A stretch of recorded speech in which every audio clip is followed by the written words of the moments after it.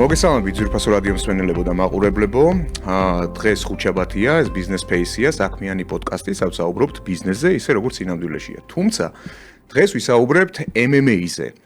და ჩვენი დღევანდელი headline-ი არის Fight Business-ი, როგორ იქნება MMA ინდუსტრია საქართველოში. ჩვენი დღევანდელი პოდკასტის წარმოდგენი არის იურიდიული კომპანია DPT Consulting-ი და ჩემთან ერთად არის თანადამფუძნებელი კომპანია DPT Consulting-ის დავით ყარაშვილი. დავით, მოგესალმები. დავით, მოკლედ ისეთ თემაზე ვსაუბრობთ დღეს, რომ დღეს ამ ინდუსტრიამ, ანუ ზოგადად დღეს სპორტზე არ ვისაუბრებთ, ვისაუბრებთ უფრო ინდუსტრიაზე, სწრაფად მზარდ ინდუსტრიაზე, ხო? ანუ რომელმაც შეაღწია უკვე თეთრ სახლშიც კი. ხო, და მინდა რომ მოკლედ წარადგინო პირველ რიგში ჩვენი დღევანდელი დღის სტუმარი და მოკლედ დავიწყოთ დღევანდელი საინტერესო პოდკასტი უკვე. მადლობა, სერგო, მოგესალმებით. პირველ რიგში დავით, სერგო, მივესალმები მსმენელებს და მაყურებლებს. დღეს ჩვენ ვსაუბრობთ შერეულ ორთაბრძოლებზე, როგორც სპორტზე და ასევე მის თვალსაჩინო მაგალითზე, არც ისე დიდი ხანია, რაც შეიქმნა ორგანიზაცია რკენა, რომელიც არის ასე რომ ვთქვათ, საერთაშორისო ორგანიზაცია ქართული ფესვებით, რაც ძალიან მაგარი ამბავი არის და ვინ თუ არა დღეს ვყავს სტუმრად დავით ჯანჯალია, რკენას თანადამფუძნებელი და სპორტული ოპერაციების ხელმძღვანელი და სანამ დავითთან გადავალ, ერთი პატარა ის მინდა მოვყვერო, უკვე დავით თუ არ მეშლება სამი ბრძოლა სამი ღონისძიება ჩატარდა, ანუ სამი რკენა ჩატარდა. აქედან მქონდა ბედნიერება და ორს დავესწარი. მესამე ღონისძიებაზე ჩემს შვილთან 9 წლის ნიკუშასთან ერთად ვიყავი და აი მესი ამოვნა, იმიტომ რომ ძალიან მაღალ დონეზე იყო ორგანიზებული ყველაფერი და რაღაცა თავი მეგონა UFC-ს ღონისძიებას ვესწრებოდი და გამიხარდა, იმიტომ რომ ძალიან მნიშვნელოვანი საქმეა ამ სპორტის გულშემატკივრებისთვისაც, თვითონ სპორტსმენებისთვისაც და ზოგადად ქვეყნისთვისაც და ხო, დღეს ვისაუბრებთ, დღეს არ გვექნება ჩვენ ბრძოლების განხილვა. ამის გარდა ყველაფერზე ვისაუბრებთ. დავით, ეს არ არის პრობლემა. თუმცა მაგას შევშვილს ცალკე დაუთოთ, მე რეპორტაჟი და მაგაზე ვისაუბრებთ. კი ბატონო, სიტყვით გადავალ დავითთან, დავით შენს თუ გინდა რამის თქვა, სანამ კონკრეტულ საკითხებზე გადავალთ. კი ბატონო. დიდი მადლობა პირველ რიგში მოწვევისთვის, მადლობა დაინტერესებისთვის. და ძალიან მოხარული ვარ, რომ ჩვენმა ორგანიზაციამ მიიღო ასეთი კარგი გამოხმაურება და ხშირად რაღაცა შეიძლება ხედავდე, რაღაცა იდეები ქონდეს, თუმცა ხშირად რაღაცა სიყვარულით როცა ააკეთებ საქმეს, ერთი დიდი გუნდი, ორმაგი და სამაგი უკუგება, ასე ვთქვათ, წამოვიდეს. ვიტყოდი იმას, რომ კი, როგორც ახსენეთ, MMA უკვე აღარ არის, როგორც კი ახალგაზრდა სპორტია, თუმცა აღარ არის ასე ნიშური სპორტი, რომელიც წლების წინ ბევრ შტატშიც კი არალეგალურად ითვლებოდა და აგერ საფრანგეთში საერთოდ თუ სწორად მახსოვს კოვიდის პერიოდში 2021 წელს გახდა საერთოდ ლეგალური. თვითონ Octagon Cage-იც არ იყო და ამის შემდეგ ხდება რაღაცა კოსმიური ზრდა მოცემული ინდუსტრიის რა. და ვფიქრობ, რომ ერთ-ერთი ყველაზე მზარდი სპორტია, თუ ყველაზე მზარდი არა, იმიტომ რომ ამ ზრდასთან ერთად მასშტაბიც უნდა ვიგულისხმოთ, მასშტაბი არის ეს live event-ი, entertainment-ი, ხო? ღონისძიების მოწყობა, მედია მაუწყებლობა და ეს ყველაფერი ხნის ძალიან დიდ მასშტაბს გლობალურად. და შემიძლია ესეთი მაგალითი მოვიყვანო 2018 წელს, რომელიც ფაქტიურად, გუშინ იყო, ESPN-თან UFC-მ გააფორმა 5-წლიანი ხელშეკრულება, რომელიც მოიცავდა მედია უფლებების, რომელიც მოიცავდა 1.5 მილიარდ დოლარს. რაც ნიშნავს წელიწადში 300 მილიონს და მაშინ ეს იყო ეს რაღაცა ძალიან დიდი, ძალიან ესეთი მასშტაბური ხელშეკრულება. 2025 წელს, უკვე 2026 წლიდან Paramount და UFC აფორმებენ რაღაცა კოსმიურ ხელშეკრულებას და მედია უფლებებს ყიდულობს უკვე 7.7 მილიარდ დოლარად 7 წელიწადზე. რაც საშუალოდ 1.1 მილიარდია საუბარი წლიურად. და თან რაც არის ხაზგასასმელი, ეს არის US, ანუ ამერიკის მედია უფლებებზეა საუბარი. ანუ ჩვენ კიდევ გვხვდება მთელი დანარჩენი რეგიონები, რიგი რეგიონებისა, სადაც UFC ახდენს გადანაწილებას ამ თავის მედია უფლებების. და ამის გარდა production-ზე და რაღაც სხვადასხვა არხის დისტრიბუციაზე, სპონსორშიპებზე კიდევ რამხელა რამხელა ბრუნვებია. კი. ამაზე შეიძლება კიდე ცალკე კვლევა ჩავატაროთ და დიდი თემა არის. დავით, ერთი ესეთი ალბათ საინტერესო იქნება, ჩემთვისაც საინტერესოა, მე ზოგადად ამ სპორტის გულშემატკივარი ვარ ბავშვობიდან და აი საქართველოში, ხო, აი როგორ მოიკიდა დღეს უკვე, MMA შედარებით, ასე ვთქვათ, ახალი ფაქტურად როგორ დამოუკიდებელი სპორტის სახეობა უკვე ესე ჩამოყალიბდა და მთელ მსოფლიოში განსაკუთრებით ბოლო წლებში მე პირადად ესე ვგრძნობ ჩემი დაკვირვებით, ბოლო წლებში ძალიან პოპულარული გახდა და მათ შორის საქართველოში. ეს არ არის გასაკვირი ჩვენი სპორტსმენების მიღწევებიდან გამომდინარე, მაგრამ აი თავიდან რომ დავიწყოთ, ხო, აი როგორ ვითარდებოდა ეს სპორტი, საიდან აიღო სათავე და აი ასევე აქვე რო ვისაუბროთ, რკენა, საიდან წამოვიდა ეს იდეა, როგორ შეიქმნა და დღეს სად ვართ, ასე ვთქვათ. კი ბატონო, საქართველოში ბრძოლის კულტურა ახალი არ არის, იმიტომ რომ ისტორიულადაც მებრძოლიერი ვართ და ყოველთვის ქონდა და ქართული საბრძოლო ხელოვნებები არსებობს ასეთი მიმართულება, საიდანაც მე არის სხვადასხვა სპორტში გამოყენებული, ასე ვთქვათ, შეგვიძლია ის საბრძოლო სამბოცა ვიღოთ, სადაც ძალიან ბევრი ქართული ილეთი არის ინტეგრირებული. რაც შეეხება ქართულ MMA-ს, საქართველოს ბაზარზე რკენამდე არსებობდნენ ორგანიზაციები და დღესაც არსებობენ ორგანიზაციები, ვისაც მინდა მადლობა გადაუხადო იმისათვის, რომ ეს კულტურა ამ კულტურას ხელი შეუწყეს, რომ დანერგილიყო, ჩამოყალიბებულიყო და იმ რესურსით, რაც გააჩნდათ, მიეცათ ასპარეზი მებრძოლებისთვის და ასე ვთქვათ, გაეტანათ სხვა შორის ბევრი მებრძოლი, ვინც საქართველოში დაიწყო პირველ ნაბიჯებში, ბევრი მოხდა არაერთ საერთაშორისო კარგ ორგანიზაციაში, რა თქმა უნდა, მწვერვალი UFC-ა, თუმცა არსებობს ბევრი კარგი ორგანიზაცია კიდევ. შესაბამისად, ხო, ჩემი ამბავი იწყება ასე, როგორც ყველა ამბავი ალბათ, რა სიყვარულით. და ეს არის სიყვარული საბრძოლო ხელოვნებების მიმართ. ვარ ძალიან დიდი ენთუზიასტი, მე თვითონ უშუალოდ ვარჯიშობ, რამდენიმე სამოყვარულო ბრძოლაშიც მაქვს მონაწილეობა მიღებული და მაქვს რაღაცა თან მინდოდა რომ ყოველთვის ვცოდნოდა რას გრძნობდნენ მებრძოლები იმ მომენტში რა იყო წონის კლება, რა იყო ის დისციპლინა, რა იყო ანუ ძალიან ბევრი ნიუანსია, ძალიან ბევრად დიდი ბრძოლები არის კიდევ ოქტაგონის გარეთ, აი გალის გარეთ. რაც რეალურად შემდეგ უკვე მოგვეხმარა რკინაშიც ამ ათლეტებთან ურთიერთობაში და მათ მოვაში. ეს სიყვარული და ენთუზიაზმი გადაიზარდა საბრძოლო მენეჯმენტში, მქონდა საბრძოლო მენეჯმენტი, Georgian Fight Management-ი, რითიც ვეხმარებოდი მებრძოლებს კომუნიკაციაში, ასევე უცხო საზღვარგარეთ ბრძოლებში, ბრძოლების ჩანიშვნაში, ცოტა კონტენტში და ცოტა მარკეტინგში, პრომოუშენში. კი. და ამ ასობაში თან ყოველთვის მქონდა ეს იდეა რაღაცა მყურებდი ადგილობრივად და საერთაშორისო ბაზრებს და ყოველთვის რაღაცა ამ პროექტის დონეზე რაღაც იდეებს დრაფტავდი. შემდეგ უკვე სწორ დროს სწორ ადგილას გადავიკვეთეთ ადამიანები, რომლებსაც ჰქონდათ ზუსტად მსგავსი იდეები და აზრები ჩამოყალიბებული და ვფიქრობ აი ამ გუნდთან ერთად და ედვენთან და სეტანტასთან ერთად უკვე შეიქმნა რკენა იმ სახით, რა სახითაც თქვენ უკვე რკენას იცნობთ რა. გასაგებია. სიყვარული ახსენე და ნამდვილად მე როგორც უკვე ორჯერ ნამყოფი ამ ღონისძიებაზე, ნამდვილად ეთყობა ამ საქმეს, რომ მთელი გული და სულია ჩადებული. აი ხა უყურებ ხოლმე სხვათა შორის თვალს ვადევნებ ჩვენი თვითონ სპორტსმენების ინტერვიუებს, ვინც რკენაზე უკვე მიიღო მონაწილეობა და აი როგორ გძნობ დავით, რა მოლოდინები არის სპორტსმენების მხრიდან და თვითონ ეს ორგანიზაცია რამდენად შეიძლება ესე დავინახოთ, რომ ასე ვთქვათ, დაეხმარება ქართულ სპორტსმენებზე მაქვს აქცენტი კიდე უფრო დიდ ორგანიზაციებში და ძირითადად გულისხმობთ ხოლმე UFC-ს, ხო? ანუ აი რამდენად კარგი, ასე ვთქვათ, გზა იქნება და ასე ვთქვათ, დამხმარე. არა მარტო ქართველების სხვადასხვა უცხოელი, საერთაშორისო ორგანიზაცია, ბევრი, ასე ვთქვათ, უცხოელი სპორტსმენი მონაწილეობს და აი რამდენად დაეხმარება ქართველ სპორტსმენებს კიდე უფრო მაღალ რაღაცა ასპარეზებზე გავიდნენ და დიდ ორგანიზაციებში გადავიდნენ შემდეგ.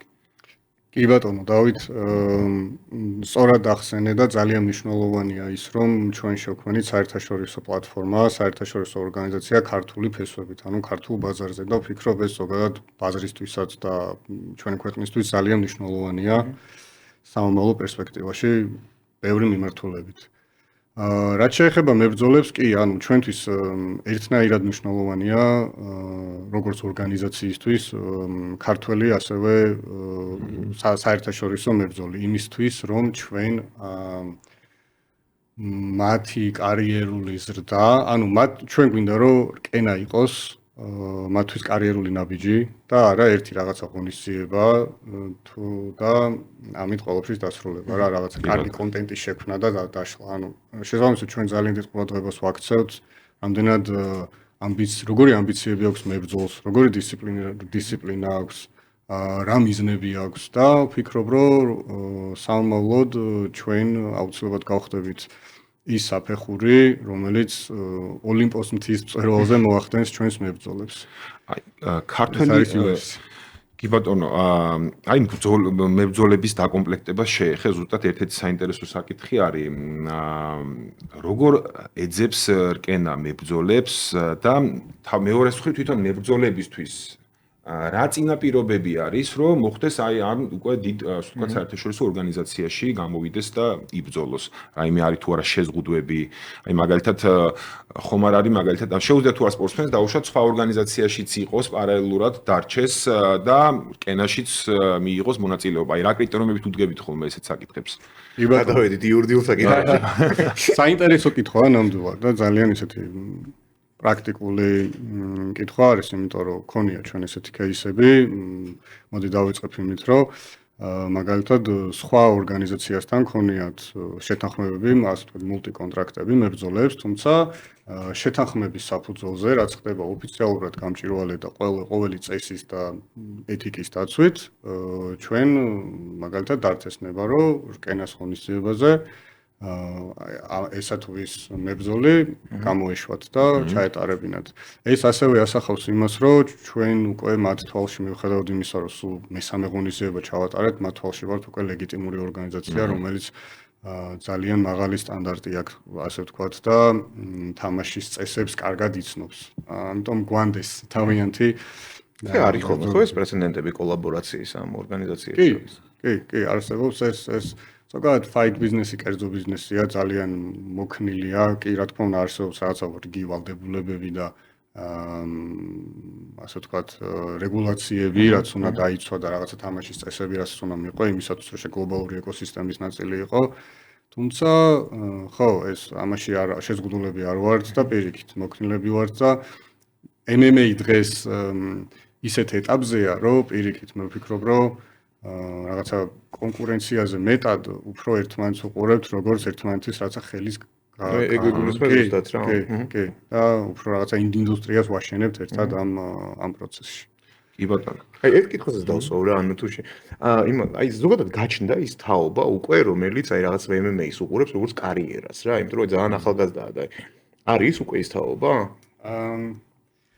ეს ხო რაღაცა პერიოდი უნდა გავიდეს რომ ამას ეს ხაზგასმით თქვათ და მე ესე ვერ დავიკვეხნი რომ რკენას გაჩენასთან ერთად უცებ თაობა გავაჩინეთ. თუმცა ძალიან დიდი ინტერესი წამოვიდა და ზოგადად ხდება ხოლმე ესე რა რაღაცა პერიოდი იყო ალბათ თუ გახსოვთ რომ სხვა სპორტებზე რა ასე ვთქვათ გუნდურ სპორტებზე იყო ესე რომ აი უცებ რაღაცა ჰაიპში ავიდა ასე ვთქვათ და თუმცა თქვენ სტიმულირებას აკეთებთ ამის ძალიან რა და ზოგადად ანუ აი ეს ინდუსტრია აკეთებს ამის სტიმულირებას რომ ადამიანები უფრო რაღაცა ჯანსაღი ცხოვრებისკენ რაღაც სპორტისკენ და კით გაუშვათ მოკლედ ხალხი. კი, ძალიან სწორი ის არის ეგ რომ ანუ ჩვენ ასე ვთქვათ ვახდენთ აი ამ მიუხედავად იმისა რომ შორიდან გარედან შეიძლება ჩანდეს რომ ეს არის რაღაცა ძალადობის პრომოუშენი ეს რეალურად ანუ საბრძოლო ხელოვნება ანუ და რა მიზეზი რატომაც მე თავიდან შემიყვარდა ეს ყველაფერი არის ის რომ შენ რაღაცა კონკრეტული ცხოვრების გზა გაქვს რომელიც გასწავლის დისციპლინას გაცნობს საკუთარ თავს სირთულეების გადალახვას ემპათიას გიჩენს ადამიანების მიმართ და მე ვფიქრობ რომ აი როდესაც აი ამას გადალახავ შენ თავში რაღაცებს ძალებს აღმოაჩენ და იპოვე მე ანუ ეს ეხმარება გლობალურად კარგი მოქალაქეების აღზრდაში. და მე ვფიქრობ, რომ სპორტს აი ეს სოციალური პასუხისმგებლობაც გააჩნია. ძალიან მაღალი, კი, აბსოლუტურად მოყვები მაგაში. მე გავაჟღერებ რამდენიმე ჩემი მეგობრის კითხვას, ასევე რომელიც ზოგადად UFC-ს დიდი გულშემატკივარია და უკვე გახდნენ კენას გულშემატკივრები და რამდენიმე ივენთს ისინიც ესწრებოდნენ და ესეთ კითხვა არის ხოლმე, რომ ჩვენ მიჩვეული ვართ ახლა მაინც ძირითადად შეიძლება ვიღაცა უყურებდეს სხვა ორგანიზაციებში გამართულ ღონისძიებებსაც, მაგრამ ძირითადად ასე ვთქვათ, წლებია უკვე UFC-ს ვადევნებდით თვალს და აი რა განსხვავებაა გვაინტერესებს აი წონითი კატეგორიები მაგალითად და რანკინგი და კამარი, რასაც ასევე ესე იგი ელოდება უკვე ეს ხალხი და მე ვცდილობდები რომ აი უკვე როდის იგეგმება რომ გასაგებია ახლა ახალი ორგანიზაცია და ასე ვთქვათ გარკვეული პერიოდი უნდა გაიარო რომ უკვე გარკვეული რეიტინგები გაჩნდეს და აი უკვე როდის გადავალთ ამ ეტაპზე ალბათ ეს უკვე კიდევ ერთი მნიშვნელოვანი ეტაპი იქნება ზოგადად კენას განვითარების პროცესში. კი, აბსოლუტურად გეთანხმები დავით და ეს საკმაოდ ისეთი კითხვაა უკვე ძალიან ბევრს აქვს ეს და ჩვენც გუნდის შიგნით ამაზე რა თქმა უნდა ძალიან ბევრს საუბრობთ და ძალიან ბევრი რაღაცა სცენარი გვაქვს წარმოდგენილი რა და როგორ უნდა იყოს. თუმცა პირველ რიგში იმას ვიტყოდი რომ კამარს უნდა გააჩნდეს თავისი ლეგიტიმაცია და სპორტული წონა. კამარი ნებისმიერ დროს შეიძლება გაათამაშო და რენკინგი ნებისმიერ დროს შეიძლება დადო, თუმცა მე ვფიქრობ, რომ ამას ემოციური გააწყყვეტილება გრძელვადიან ხედვაში სწორი არ იქნება და ჯობია დაველოდოთ და ნაბიჯ-ნაბიჯ გავყვეთ და რენკინგებიც იქნება, კამარზე ძალიან მაგარი ბრძოლებიც იქნება და იმ კამარს ექნება ზუსტად ის ლეგიტიმაცია, რომელსაც მე ვფიქრობ, რომ აი სხვა შორის საზღვარგარეთ ვინც იყვნენ საერთაშორისო მებრძოლები, ანუ რამდენიმე ტოპ მებრძოლმა, რომელიც ვარჯიშობს ტოპ ორგანიზაციების გუნდის წევრებთან, თვითონ უშუალოდ იყვნენ მონაწილეები ამ ორგანიზაციაში. ვთქვამთ, რომ გვინდა რომ გრძელვადიან პერსპექტივაში ჩვენი მომავალი დაუკავშიროთ კენას. შესაბამისად არ ვიჩქარებთ და ამას მიყვებით და რაღაცა სისტემურობა ჯობია გავაკეთოთ და თან ხო კი, ნამდვილად წონა უნდა. დაყვირება ყოველთვის ადვილია. უფრო ჩვენ დაველოდებით მაყურებლები და გულშემატკივრები. აი ვახსენეთ არაერთხელ რომ ეს არის საერთაშორისო ორგანიზაცია და ამის ამბიცია გვაქვს რომ საერთაშორისო ასპარეზზე მყარად დაიმკვიდროს თავი. აქვე აი კითხვა ეს უკვე პირადად ჩემი კითხვაა. რომ ანუ საჯები ხო ანუ ყავს საჯები რომლებიც აფასებენ აი როგორ ხდება ამ საჯების დაკომპლექტება რამდენად აი აქ შემოდის საერთაშორისო კომპონენტი დაუშვათ და ეს პროცესი როგორ მიმდინარეობს ხოლმე ძალიან საინტერესო კითხვაა მადლობა დავით ჩვენ მაქსიმალურად ანუ ნებისმიერმა ლეგიტიმურმა ორგანიზაციამ უნდა შეეცადოს რომ საჯები და რეფერები საჯები და რეფერები განსხვავდება, ანუ რეფერები არის უშუალოდ ვინც იცავენ ვინცაც მიყავს ბრძოლა და იცავენ მებრძოლის ჯანმრთელობას და არიან საჯები, რომლებიც ითვლიან, კი. მაქსიმალურად უნდა იყოს სამართლიანი, გამჭირვალე და დამოუკიდებელი რა. და ჩვენ შემთხვევაში და ისეც არსებობენ კომისიები, რომლებიც ეს გუნდი, რომელიც მუშაობს დამოუკიდებლად ორგანიზაციისა რომ იქ არ მოხდეს რაღაცა ისეთი ჩარევები, როგორც არის ფავორიტიზმი და ასე შემდეგ. მე ძალიან ვამაყობ იმით, რომ კენა ერთზეც ყავდა ისეთი დონის რეფერები და მსაჯები, რომელთაც როგორც არის მაგალითად ლუკაშ ბოსაცკი, რომელიც აი დღემდე არის UFC-ს და KSW-ს და ესეთი ძალიან დიდი ორგანიზაციების რეფერი და არა მარტო ქათმენები, მსაჯები ეს არის მიქსი, ასე ვთქვათ, ქართველი და უცხოელი სტაფის.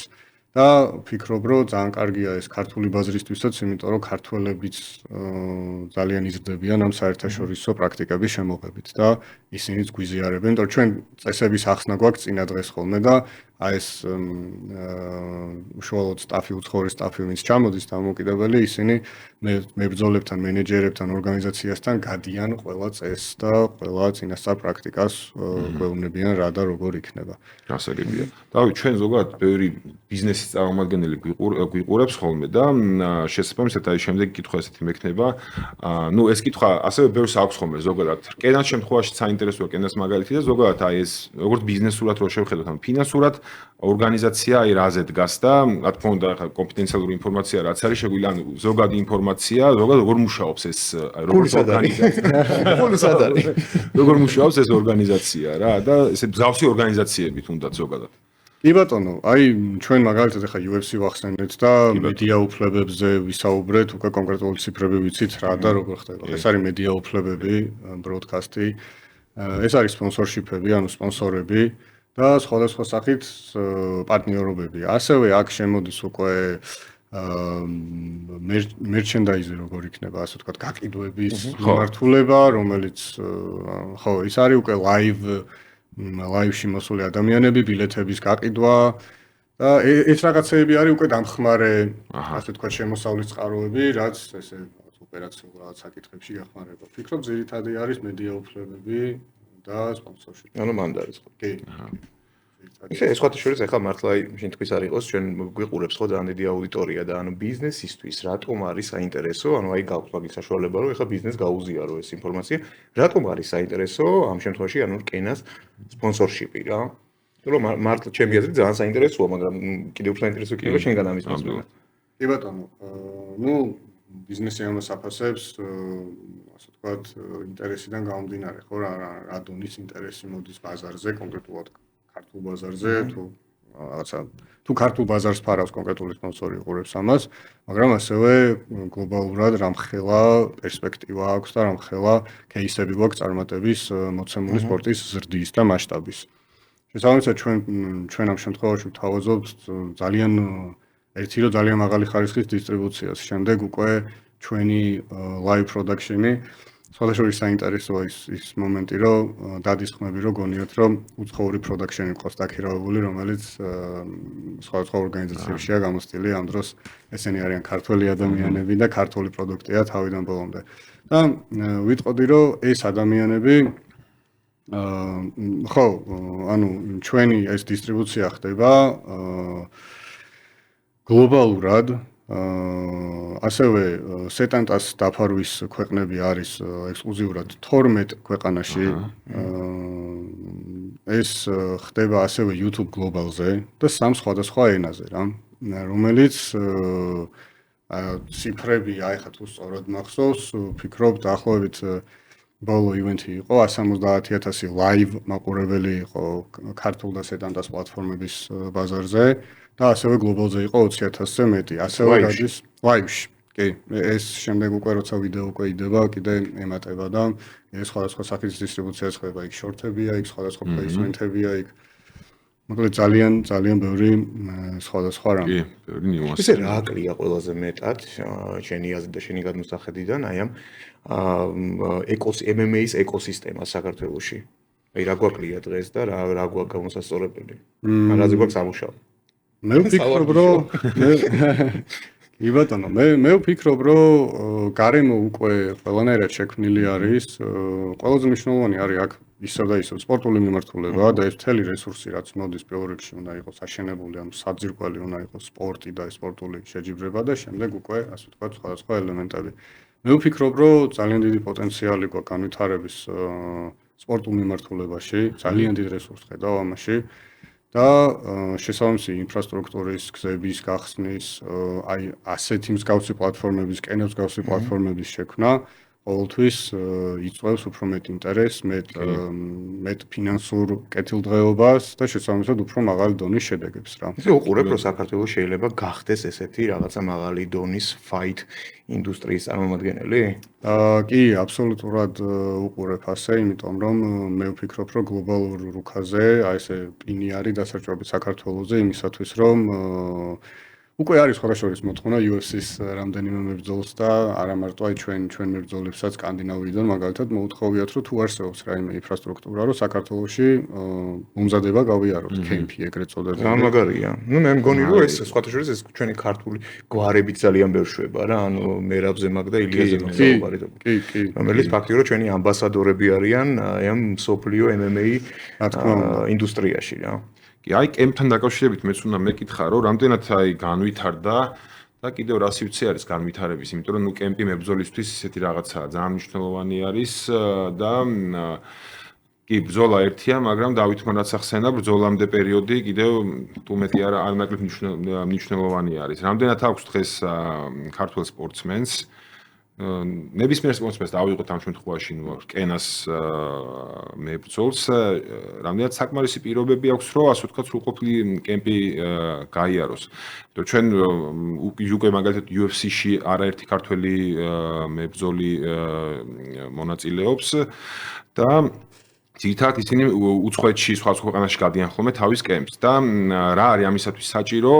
რკენა მაგას გეთანხმები, რომ რკენა აბსოლუტურად ამას კიდე ყველა პროცესს დააჩქარებს და мотиваციას კიდე უფრო მისცემს, მაგრამ აი დღეს მაინც რა ეტაპზე ვართ და რამდენად პირობები საკმარისია და როგორ უნდა განვითარდეთ? კი ბატონო, კემპის მიმართულებით, ყველა ეხლა თუ საქართველოში არსებულ დარბაზებზე ვსაუბრობთ და გუნდებზე, ყველა გუნდს გააჩნია რაღაცა რესურსი, ზოგს მეტი, ზოგს ნაკლები, რაღაც კონკრეტულ მიმართულებაში და იქიდან გამომდინარე, რომ ბაზარი პატარაა, უწევთ ამ ბიჭებსაც და გოგოებსაც როტაცია, ასე ვთქვათ, დარბაზების, ამ სხვა დარბაზების შეცვლა, ერთმანეთს უზიარებენ გამოცდილებებს და მიუხედავად ამისა, ანუ არ არის დიდად განვითარებული, არ არის დიდი დაფინანსება. მიუხედავად ამისა დებენ აი ესეთ შედეგებს, რაც ჩვენ თუნდაც რკენაზე ვიხილეთ და არა მარტო ხო, ვინც გავიდა. ზოგადად MMA არ არის ჯერჯერობით ის სპორტი, რომ მასობრივად ადამიანებმა თუნდაც შეძლონ ფინანსური საკუთარი ცხოვრების ოჯახების უზრუნველყოფა. ძალიან ბევრ მებრძოლს, ვისაც ეს ეკრანებიდან ვიცნობ და ცნობილები არიან, თუნდაც UFC-ში.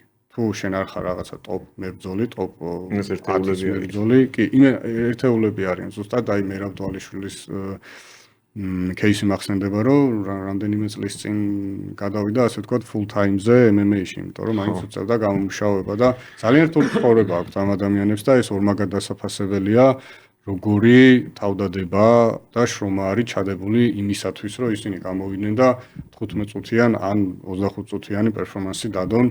რამხელა მომზადება მიდის, რამხელა თავგანწირვადებს ამ ყველაფერში და ვფიქრობ, რომ ამ ადამიანებს ჩვენ შევუქმნით ის პლატფორმა, რომ თავი წარმოაჩინონ, თუმცა ნებისმიერ კერძო ბიზნესად შეუძლია ინდივიდუალურადაც მებრძოლებს დაეხმარონ და შეუქმნონ ის პირობები, რომ დღეს რაც არიან იმის მინიმუმ ორჯერ მაგარი ვერსიები იყო, იმიტომ რომ მომზადება და დისციპლინა მართლა კიდე სხვა შედეგებს დებს. ესე ინიციატივები რამდენად მოდის, აი ესეთი ხმაურიანი ასე ვთქვათ გვარებიდან, ხო, როგორც არის მერაბ დვალიშვილი, როგორც არის ილია თოფურია, ხო? რამდენად ასტიმულირებენ აი ამ დაჩქარებას, თუნდაც ხო ამ პროცესის, რომ ანუ ეს მიმართულება და ეს ინდუსტრია რეალურად ძალიან სწრაფად განვითარდეს საქართველოში. აი რამდენად არიან ჩართულები რეალურად ამ პროცესში? კი, ეხლა იქიდან გამომდინარე, რომ ეს ბიჭები აქტიური სპორტსმენები არიან და ძირითადი კემპების გავლა უწევთ ამერიკაში და ძალიან ხშირად აქვს ამ მერაბს 4 ბრძოლა კალენდარულ წელიწადში 4 ბრძოლა ჩაატარა. ძალიან დიდი გულშემატკივარი ვარ, კი. მიუხედავად ამისა, ძალიან დიდი მხარდაჭერა მოდის რკენაზეც, ქართულ MMA-ზეც, არასდროს არ ეთაკილებად და არ იზარებენ, რომ აი ბიჭებს мотиваცია მიცენ. თუნდაც დაელაპარაკონ, თუნდაც დაურეკონ, თუნდაც რჩევები მისცენ. თუნდაც რაღაცა კონკრეტულ ღონისძიებაზე ჩამოვიდნენ და თავისი გამოცდილება გაგვიზიარონ. მაგარია, ჩართულები არის. კი, აი ხარ რკენასამზე რომან დოლიძე გვეწვია სტუმრად და რაღაცა ძალიან კიდე დამატებით мотиваცია იყო თან. არა მარტო ქართველი მებრძოლებისთვის, არამედ საერთაშორისო მებრძოლებიც ცნობდნენ და ძალიან უხაროდა და აღელვებულები იყვნენ, რომ რა მაგარია რომან დოლიძე UFC-ის ქართველი ტოპ მებრძოლი მოდის და ჩვენი ბრძოლის ნახვა უნდა და ესეთი მაგაზე მეტი мотиваცია სპორტსმენისთვის? კი, შეიძლება პატარა დეტალი ჩანდეს, თუმცა ძალიან დიდი მნიშვნელობის მატარებელი არის რა. იგი რკენამ ფაქტურად რკენაში ბრძოლა უკვე მებრძოლისთვის საერთაშორისო დონეზე, ასე ვთქვათ, ითვლება ოფიციალურ სტატისტიკად, ანუ პროფესიონალურ ბრძოლაში ჩვეულებრივად ითვლება. აი ეს რამდენად რთული იყო ამის მიღწევა, ზოგადად რამე სტანდარტი არის, რაიმე არსებობს რაიმე საერთაშორისო ორგანიზაცია, რაშიც წევრიანდები, იმიტომ რომ ეს კითხვა იმიტომ მიშთება, რომ სოფლიოში ან ბევრი ორგანიზაცია არის. სოფლიოში ბევრი ორგანიზაცია, მაგრამ ანუ ყველა ორგანიზაციას არა აქვს, ანუ შეიძლება სადღაც როგორც თუ მეშლება, აუცილებლად შემისწორა, შეიძლება იბრძოლოს მებრძოლმა, მაგრამ ის რაღაცა ოფიციალურ პროფესიონალურ სტატისტიკაში არ ჩაერთვალოს ეს ბრძოლა. ეს ძალიან დიდი წევა არის, ხო, და ეს როგორ მივახციეთ, ანუ აქ რა გზა გაიარა კენამ ამ კუთხით. კი ბატონო, მიუხედავად იმისა, რომ MMA არის ინდივიდუალური სპორტი, ასევე არის კომერციული სპორტი, ხო, პროფესიონალურ MMA-ს რაც შეეხება და შეგიძლია შენი საკუთარი ეკოსისტემა და წესები შექმნა. ამისგან მიუხედავად თუ გინდა შენ რაღაცა იმ დიდი MMA გლობალ ინდუსტრიის ნაწილი გახდე, უნდა რაღაცა როგორც ვისაუბრეთ, საერთო თამაშის წესებს აყვე, საერთო სტანდარტები რაც არის დამკვიდრებული იმას აყვე და შემდეგ უკვე ხდები ლეგიტიმური კონკრეტული ორგანიზაციებისთვის და პლატფორმებისთვის. მან უნდა იყოს ყველაფერი გამჭირვალე, ასევე აი როცა ვახსენებთ მსაჯებს, რეფერის, წონის ჩაბარებას, აი ამ ყველაფრის გამჭირვალობას, როდესაც დებ უკვე და გამოაშკარავებ, უკვე მე ემუშავები ისეთ პლატფორმებს, როგორიც არის ტაპოლოჯი და შერდოგი მაგალითად, რომელსაც უყურებს მთელი მსოფლიო და არის ყველაზე ესეთი ლეგიტიმური რენკინგების ორგანიზაცია, როგორც ორგანიზაციისთვის, ასევე მებრძოლისთვის პლატფორმები და როდესაც ეს ორგანიზაციები შენ უკვე ოფიციალურად გაღიარებენ, ეგ ნიშნავს, რომ შენ უკვე ამ ეკოსისტემის ნაწილი ხარ.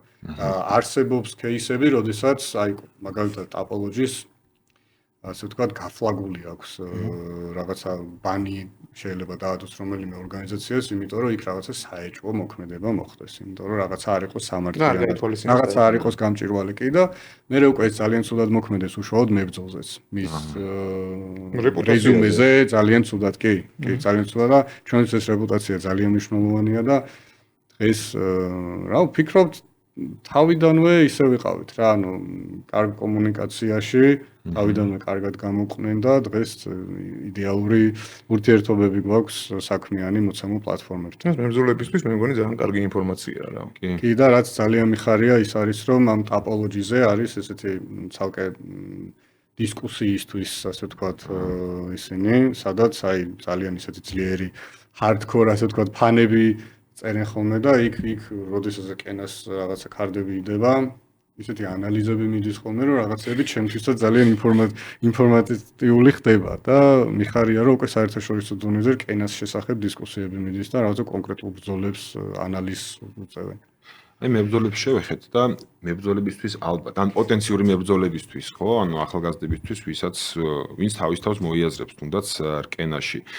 ძალიან საინტერესო იქნება, ანუ დასამალი არ არის და დაფარული არ არის, რომ სახიფათო სპორტის სახეობაა და დიდ რისკებთან არის, ხო, თვითონ ჯანმრთელობის კუთხით და სპორტსმენების ჯანმრთელობის კუთხით დაკავშირებული. ასე ვთქვათ, რამდენად რა მოლოდინი უნდა ქონდეს მებრძოლს, რომელიც აუშვათ იბრძვის კენაში და თუ ყოფილა რაიმე შემთხვევა, ანუ რაღაცა ჯანმრთელობის დაზიანების შემთხვევაში ამ რისკს, თუნდაც მკურნალობის მებრძოლი იღებს თვითონ თუ რაღაცაში თვითონ კენა როგორც ორგანიზაციაც გვერდში უდგას მებრძოლს. კი ბატონო, ეს არის ერთ-ერთი ყველაზე ფუნდამენტური, ძალიან მნიშვნელოვანი საკითხი არის, რასაც ორგანიზაცია უდგება სრული სერიოზულობით და ეს არის მთლიანი პაკეტის შემადგენელი ნაწილი, რასაც ჩვენ თავაზობთ მებრძოლებს. ეს არის პირველ რიგში მებრძოლმა რომ შეძლოს ჩვენს ორგანიზაციაში ბრძოლა, ეს მან უნდა წარადგინოს კონკრეტული სისხლის ანალიზები. და რაღაცა ჩამონათვალია, რომელიც შეიძლება რა სარისკო იყოს მისი ოპონენტისთვის და კვლევებია საჭირო. კი, ეს კვლევები და რამდენად ლეგიტიმურია მერე მისი უკვე დაშვება ამ თუ იმ შეჯიბზე. ეს კარგია, ეს მებრძოლს იცავს ძალიან ბევრი სერიოზული რისკებისგან. ამის გარდა, კი, ჩვენ მუდმივად ყავს ანუ ჩვენ ყავს ასევე ექიმები ორგანიზაციის შიგნით და ასევე შემდეგ თუ დაჭირდა ჰოსპიტალიზაცია, უყეთებთ ჰოსპიტალიზაციას და უტარებთ ყველა საჭირო პროცედურას. ანუ იღებს თავის თავზე სრულად ამხარ. კი, ანუ რაც არის, ასე ვთქვათ, პირველადი დახმარება, მაგას ყველაფერს უკეთებთ და ვფიქრობ ძალიან ბევრი კარგი პრაქტიკა დავნერგეთ ბაზარზე, იმიტომ რომ ბევრი ორგანიზაცია, რასაც რკენა აკეთებს, თუნდაც აი Fight Week-ის პრაქტიკა რაც არის და ათლეტებთან ურთიერთობა რაც არის, ერთ-ერთმა ძალიან გამოცდილმა მწვრთნელმა, რომელიც მათ მითხრა, რომ აი UFC-სთან მსგავს ორგანიზაციებში 100 მეტი Fight Week-ი მაქვს, ასე ვთქვათ, გამოლილიო და ცოტა უნდა წავიტრაბახო, მაგრამ რკენას გამოცდილება ჩემთვის საუკეთესო იყო. ასე შეგვაფასა და და მაგრამ უნდა იყრაბახო რაც. ასე შეგვაფასა მან და ძალიან ძალიან საინტერესოა და ძალიან კარგია რა თქმა უნდა, იმიტომ რომ მნიშვნელოვანი საკითხი არის თითოეული მებრძოლისთვის დარწმუნებული ვარ. თავის რო ახლა მეორე სულ შევხედოთ, რამდენად თვითონ ჩვენ ახლა UFC-ს ვართ მიჩვეული და UFC ცოტა საინტერესო ფენომენია, იმიტომ რომ რაღაც კუთხით შეიძლება ითქვას, რომ ხანდახან ცოტა ერთპიროვნულიც არის, ხო? და კენას შემთხვევაში თვითონ კენა მიდგომა რამდენად მკაცრი არის მებრძოლების დისციპლინის მიმართ, ანუ რას გულისხმობ, ანუ ხშირია შემთხვევები, მაგალითად მებრძოლმა შეიძლება UFC-ში ხშირად ხდება, არ ვიცი კენაში მსგავსი მოხდა თუ არა, რომ უბრალოდ ჩააგდოს ბრძოლა და ამის შესახებ ორგანიზაცია საქმის კურსში ჩააყენოს რამდენიმე დღით ადრე ბრძოლამდე, ხო? აი ამას ამ რისკებს როგორ აზღვევთ, როგორია თქვენი მიდგომა, ყავს თუ არა მაგალითად როგორ ქვია შემცვლელი მებრძოლი, აი როგორც UFC-ში არის ხოლმე და აი ეს როგორ ხდება ხოლმე. კი ბატონო, UFC-ის შემთხვევა, UFC უკვე როგორც თქვით, წვერვალი არიან ყველაფრის და ძალიან დიდი როსტერები გააჩნია და დიდი ფუფუნება აქვს, ასე ვთქვათ, რომ სწრაფი ჩანაცვლება მოახდინოს. განსხვავებით ჩვენ, რომელიც ახალი ორგანიზაცია ვართ, რაც შეეხება რისკებს, სტანდარტულად იდება ხელშეკრულება ორ მხარეს შორის, მებრძოლსა და ორგანიზაციას შორის, სადაც ზოგადი ვალდებულებებია გაწერილი ჩვენი მხრიდან და მებრძოლის მხრიდან. ეს ასევე მოიცავს აი პროფესიონალიზმის რაღაცა კონკრეტულ რაღაცა ეთიკის ნორმებს და ასევე წონის ჩაბარების ვალდებულებას. იქ ასევე გაწერილია უკვე თუ წონა ვერ ჩააბარა, იქ რა სახის სანქციასთან შეიძლება გქონდეს შეხება. და ზოგადად ეს ძალიან ისეთი ინტენსიური და საინტერესო სამუშაო პროცესია, რადგან წონა თუ თქვა ჩააგდო მებრძოლმა, მერე უკვე მიდის სამხარეს ორგანიზაციას ჩაგდებულ და მის ოპონენტს შორის მოლაპარაკება და იქ უკვე წყდება რა სახის ჰონორარი იქნება, რამდენად უსაფრთხოა ბრძოლის მაინც ჩატარება, რამდენად აწყობს ორივე მხარეს და რა სახის სანქცია იქნება ჩვენგან. ამის გარდა არც ერთ სერიოზულ ორგანიზაციას არ აწყობს და არ უღირს ისეთი მებრძოლი, რომელიც არ არის დისციპლინირებული. და წონის ჩაბარება არის ერთ-ერთი ყველაზე დიდი რამ, რომ აჩვენო შენი პროფესიონალიზმი. და კატეგორიები როგორც UFC-ში დაახლოებით ეგრეა თუ რაიმე განსხვავებულად? არა, იგივე კატეგორიები გვაქვს ანალოგიურად, უბრალოდ მათ ფაუნდებში აქვს ჩვენ კილოგრამები. ესე ნიჭი უფრო მნიშვნელოვანია მათ თუ რაღაცა. რა თქმა უნდა, შრომა არის ყველაზე მნიშვნელოვანი და ნებისყოფა. ანუ ნიჭიერი და არადისციპლინირებული არა. არსებობს ნიჭიერი და არადისციპლინირებული კი შეიძლება რაღაცეები ასე ვთქვათ გააკეთოს, მოახდინოს რაღაცა. თუმცა იმ მემკვიდრეობას ვერ დატოვებს პირდაპირ ვთქვათ. ქართველი გულშემატკივრების სახელით ბევრს ექნება ალბათ ეს კითხვა და მეც მაქვს რომ უკვე შემდეგი რკენა მომინდა, როდის იქნება, ანუ ზოგადად აი სამომავლო გეგმებზე რომ გითხრა, როგორ ხედავ აი კიდევ განვითარების კუთხით და როგორ წარმოგიდგენია, არ ვიცი, პირობითად ავიღოთ რკენა 3 წლის შემდეგ. და აი მე პირადად როგორც გულშემატკივარი, ესე ეგოისტურად რომ მიუდგეთ, მაგალითად კიდევ ვისურვებდი რომ კიდევ უფრო ხშირად იყოს, ხო? ეხლა როგორც დავაკვირდი დაახლოებით არც ეხლა არ არის სხვა შორის, მე მგონი დაახლოებით 3 თვიანი ინტერვალები, ხო, გამოდის ხოლმე, რაც ცუდი არ არის. ძალიან კარგია, მაგრამ როგორც ეგოისტი გულშემატკივარი, მინდა რომ ყოველთვის ვიარო, დავესწრო, ასევე აი ლოკაციაც, ხო, იმიტომ რომ ბევრი მაყურებელი და მსმენელი არის, ვინც ჯერ არ ყოფილა ამ ღონისძიებაზე, ყველას ურჩევ რომ წავიდეს. ხო, ეს არ არის მართლა, ჩემ შვილთან ერთად ვიყავი და ეს არ არის რომ აი უბრალოდ წახვედი ბრძოლას უყურე, წამოხვედი, ანუ ძალიან სასიამოვნო, ანუ სხვა შორის აი ჩემმა ბავშვმაც ისიამოვნა, სასიამოვნო საღამო გავატარეთ და ინფრასტრუქტურას და ორგანიზებას ამაში, ასე ვთქვათ, ხელს გვიწყობდა და აი რა უნდა მოველოდოთ, ასე ვთქვათ, მომავალში კიდევ სიურპრიზებს. კი ბატონო, წელს შემიძლია დანამდვილებით გითხრათ, რომ მინიმუმ 2 დიდი ღონისძიება კიდე არის დაგეგმილი. შემდეგი ღონისძიება გვექნება მიდის უკვე სამუშაოები ოფიციალურად ჯერ არ გვაქვს დადასტურებული, თუმცა შემიძლია გითხრათ, რომ ზღვის ხედით იქნება. ეს უნდა საინტერესოა. და კი ჩვენთვის მნიშვნელოვანია ასევე რეგიონებში გასვლა და იქაური აუდიტორიის გახარება, ასე ვთქვათ, და თან მე ვფიქრობ ბათუმის აუდიტორია არის ძალიან ჩართული ზოგადად MMA-ში. მოკლედ აჭარლებო, მოგრებათ MMA, მოკლედ რკენა. კი, ძალიან მაგარია, ძალიან მაგარია. კი, ასევე რაც შეეხება სიხშირეს და ამ მომატებას, ხო, ამ კონსისტენსის, ასე ვთქვათ, ჩვენ ვფიქრობთ, რომ შემდეგი წლიდან უკვე იყოს რამდენიმე დიდი ღონისძიება და რამდენიმე როგორც აი UFC-ის მოდელი არის მაგალითად Fight Night-ი, სადაც ნაკლები მცირე შედარებით არენა იქნება, ნაკლები მასშტაბურობა იქნება, თუმცა ზუსტად იგივე production-ი, იმიტომ რომ ყველაზე მნიშვნელოვანი ეს არის და სიხშირეს მოვუმატებთ, რათა აღმოვაჩინოთ უფრო მეტი ახალი პროსპექტი და შესაბამისად აი ეს როსტერებში და საბოლოოდ კამართან მისვლამდე ეს მოგვეხმარება. დავით, მე მაქვს, რა თქმა უნდა, მე მაქვს როგორც ყოველთვის, მაქვს ესეთი მომზადებული ბლიცი. ხო არ ხარ წინააღმდეგი?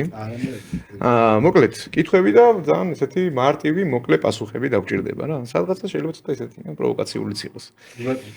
UFC სპორტი თუ ჰოლივუდი? სპორტი. კონორ მაგრეგორი თუ ხაბიბი? მაგრეგორი. თოფურია თუ მერაბი? ანუ ეგ ხაი რონალდინიო და მალდინიო შეადარო ეგ მომენტი არის რა და ანუ ორივე ძალიან მიყვარს. მეც მიყვარს უნდა. სხვადასხვა ისა აქვს, სხვადასხვა ფუნქციები ასე ვთქვა და სხვადასხვა ისტორია აქვს და ძალიან ინდივიდუალურია. არ ვაწყენებთ ეს ერთ. არა, მე როგორც სტრაიკერი, მე თვითონ ანუ უფრო კრივი და კიკბოქსინგი მომწონს და შესაბამისად შემიძლია ვთქვა რომ რაღაცა თოფურია. თუმცა იქ მემკვიდრეობა ლეგაში მიღებულია პასუხი. ყველა დროის საყვარელი მებრძოლი? ჯორჯ სამპიერი. ბრძოლა იყიდება ტექნიკით თუ ემოციით? ალბათ ეს მიქსი არის, მაგრამ უფრო ემოცია. ემოციით. ეს კითხვა კი დაგისვით, მაგრამ მაინც განმეორდები MMA-ში უფრო მნიშვნელოვანი დისციპლინა თუ ტალანტი. მაინც რომ დავადასტუროთ. დისციპლინა, კი. ერთი მებრძოლი, ვისთანაც რკენა სიამოვნებით ითანამშრომლებდა. თუ არ არის აიდუმლო, რა თქმა უნდა. სია შემიძლია ჩამოთვალო. ანუ იგივე მაგას. კი, ანუ ნებისმიერი top 5-დან ვინც არის UFC-ში ახლა ყველას და ნუ ქართველების თანადობით, რა თქმა უნდა. იმედია გვისმენენ ახლა. კი. და ერთი სიტყვით რკენა. შესაძლებლობები. ფანტასტიკური, ფანტასტიკური. მეგობრებო, რა ვიცი, მე ხო არ გაქვს რამე კითხვები დავით. ფანტასტიკური პოდკასტი გამოგვივიდა. დღეს თან ისეთი ძალიან განსხვავებული იყო. საუბრობდით ერთ-ერთ ახალ, ასე ვთქვათ, სახეობაზე სპორტის MMA-ზე და ესეთ საერთაშორისო კომპანია ქართული ფესვებით, კომპანია რკენაზე, რომელიც სხვათა შორის გარკვეულ ტრენდსაც ზენს ამ შემთხვევაში ჩვენ ქვეყანას და გარკვეული ამბასადორიც ხდება ამ შემთხვევაში, რომ მაქსიმალურად ანუ მივიქციოთ ყურადღება, მაქსიმალურად მოვიძიოთ, ასე ვთქვათ, ეს საერთაშორისო მებრძოლები და რაღაც გაგვიზიარონ ეს თავისი გამოცდილება და ასევე ჩვენც გავუზიარებთ ამ ჩვენ გამოცდილებას. სხვათა შორის მინდა ეთერით ვისარგებლო და უსურვო ჩვენ მებრძოლებს წარმატება, განსაკუთრებით ხა თოფურიას, რომელიც ბრძოლა არის დაგეგმილი თეთრ სახლში და მეგობრებო, ძალიან დიდი მადლობა. დიდი მადლობა. წარმატებას უსურვებ ძალიან დიდ რკენას და რა ვიცი, გვიგულეთ გვერდში, თუ ჩვენგან იქნება რაღაცა მხარდაჭერა საჭირო, აუცილებლად გვიგულეთ. ყოველთვის გაგიმასპინძლდებით და გავაზიარებთ იმ საინტერესო ინფორმაციას, იმიტომ რომ საინტერესო სტარტაპია. ენერგიისთვის და მე ვფიქრობ, რომ ყველა ერთად აი მოვხდით და ენერგიით ვაშენებთ რაღაცა აუცილებლად. დიდ პლატფორმას, რომელსაც საბოლოო ჯამში რაღაც ქართული საქმე ქვია. მადლობა დავით, მადლობა ტრადიციულად DPT Consulting-ს და ბატონ დავითს. ძალიან საინტერესო მოდერაციისთვის დღევანდელი პოდკასტის. მადლობა თქვენ მაყურებლებო და დაგემშვიდობებით უკვე სამშაბათამდე მომდევნო ეპიზოდამდე. მადლობა რომ გვიყურებთ.